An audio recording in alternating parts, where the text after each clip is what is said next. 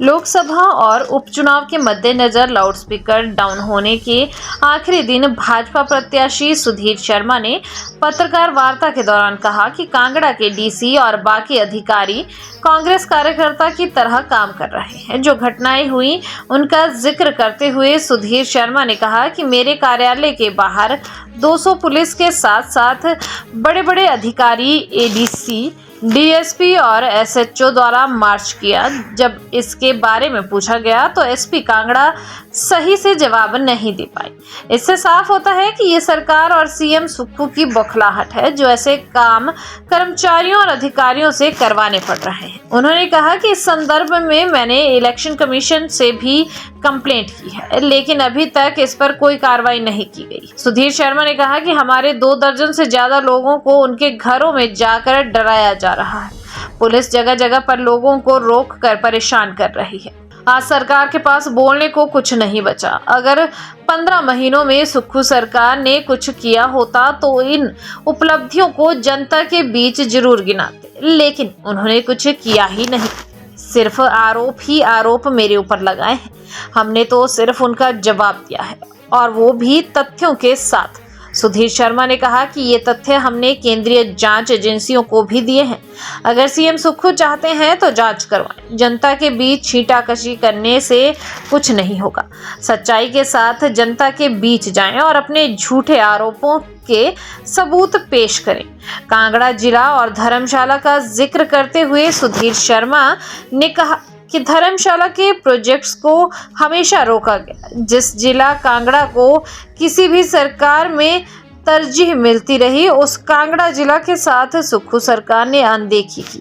उन्होंने कहा कि ये सुक्खू की नालायकी है कि सरकार की 43 सीटों में से 34 विधायक ही रह गए। जितना राजनीतिक स्तर सीएम सुक्खू ने गिराया है, वो शायद ही किसी ने गिराया हो। पुलिस की छवि को सरकार ने कार्यकर्ता के रूप में बदलकर दागी कर दिया है। सरकार बेशक बौखलाहट में है, पर उन्हें इसके बारे में विचार करना चाहिए और सरकारी तंत्र का इस्तेमाल करना छोड़ देना चाहिए। आज की वार्ता में आप सबका स्वागत है। आज हमारे साथ यहाँ चंद्रभूषण नाग जी, जो कि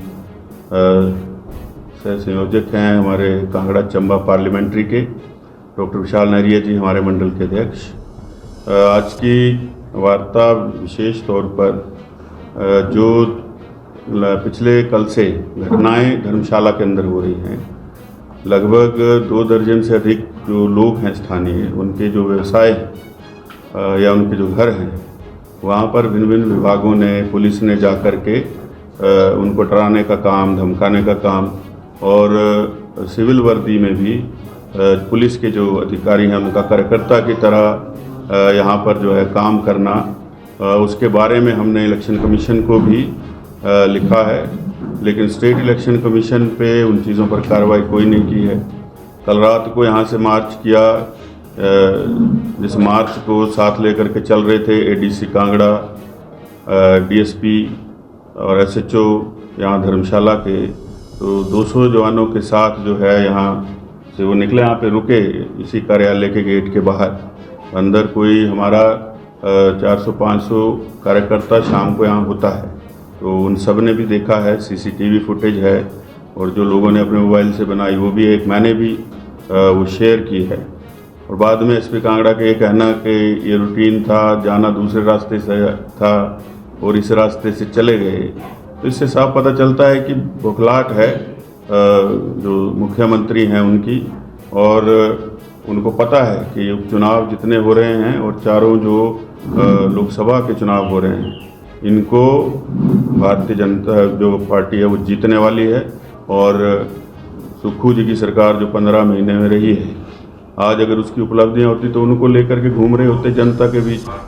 जिस भी चुनाव क्षेत्र में जाते हैं, व्यक्तिगत आरोप प्रत्यारोप जो है उन्होंने लगाने का काम किया है। हमने सिर्फ उसका जवाब दिया, और जो हमने कहा है उसके सारे तथ्य हैं।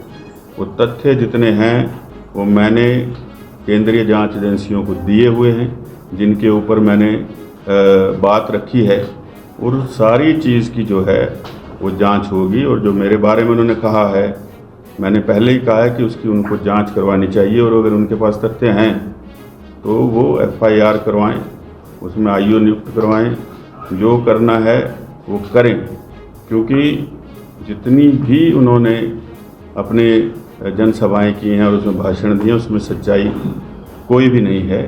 पूरी तरह से बौखलाहट सरकार के अंदर है। आज जो है कांगड़ा के आला अधिकारी, चाहे जिलाधीश हो चाहे कोई अन्य हो, कार्यकर्ता की तरह उनको काम करना पड़ रहा है। तो जिस सरकार की ऐसी परिस्थिति हो जाए, इसका मतलब यही है कि उसका जाना तय है। जो धर्मशाला के साथ पिछले 15 महीने में हुआ है, जितने हमारे जो यहाँ पर बड़े काम होने थे, केंद्रीय विश्वविद्यालय, उसके काम को रोका गया है। एक यूनिटी मॉल है जो एक प्रदेश को दिया है, हर प्रदेश को एक एक मिला है। केंद्र की योजना है प्रधानमंत्री मोदी जी की, उसको ढगवार में बनना था, जगह भी दे दी गई थी, लेकिन उसको भी यहाँ से स्थानांतरित किया जा रहा है। जो नेशनल डेयरी डेवलपमेंट बोर्ड का पैसा मिल्क प्रोसेसिंग प्लांट के लिए आया है, उसको रोक दिया गया है कि उसको कहीं और बनाना है। IT पार्क का काम पूरी तरह से बंद कर दिया गया है। जो high altitude sports training centre बनना है अनुराग जी के समय में, उसका 250 करोड़ रुपया आया हुआ है। इंद्रुनाग में बनना है, उसके लिए भूमि देने से जो है वो आनाकानी वर्तमान सरकार कर रही है। वो ये सारी चीज़ें जो हैं, और ADB के जो प्रोजेक्ट आए हैं उसमें से कुछ तो यहाँ से शिफ्ट करके साथ लगते चुनाव क्षेत्रों को जो है वो भेज दिए गए। तो ये कारण रहे हैं कि धर्मशाला जो कि विश्व के मानचित्र पर भी है, धर्मशाला जिसको कि हमने दूसरी राजधानी नोटिफाई करवाया था, धर्मशाला जहाँ पर कि विधानसभा भी है, और ये कांगड़ा जिला जिसको कि पूरा प्रतिनिधित्व मिलता रहा है पूर्व की सरकारों में भी, चाहे वो कोई भी मुख्यमंत्री रहे, प्रेम कुमार धूमल रहे हों और जयराम ठाकुर रहे हों, वीरभद्र सिंह छेवार रहे हों। तो आज इस कांगड़ा पूरे जिला की और ख़ासतौर पर धर्मशाला की ऐसी परिस्थिति जो है वो किसने की है? सुखविंदर सिंह सुक्खू जी ने की है। और ये जो हालात बने हैं जिनके कारण जो है ये सरकार अल्पमत में आई है और 34 सीटों पर आ गई है 43 से, ये सुखविंदर सिंह सुक्खू जी की वजह से बने हैं, जो आज मुझे सरगना कहते फिरते हैं। ये हमने नहीं किया है, ये हालात उन्होंने पैदा किए और उनकी वजह से जो है आज ये परिस्थितियाँ प्रदेश के अंदर पैदा हुई हैं, जिसके जिम्मेवार और कोई नहीं है, सिर्फ वो हैं।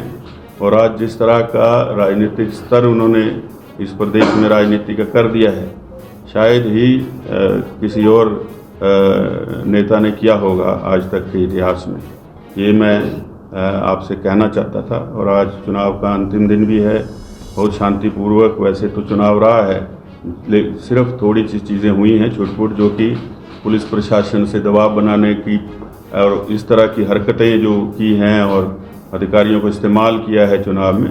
इसके अलावा जो हमने अपनी तरफ से पूरी शांति बनाने का प्रयास किया है। धर्मशाला की जनता ने बहुत संयम रखा है, इसके लिए मैं धर्मशाला की जनता को भी आपके माध्यम से बधाई देता हूं और उनसे निवेदन करता हूं कि 1 तारीख को मतदान जरूर करें।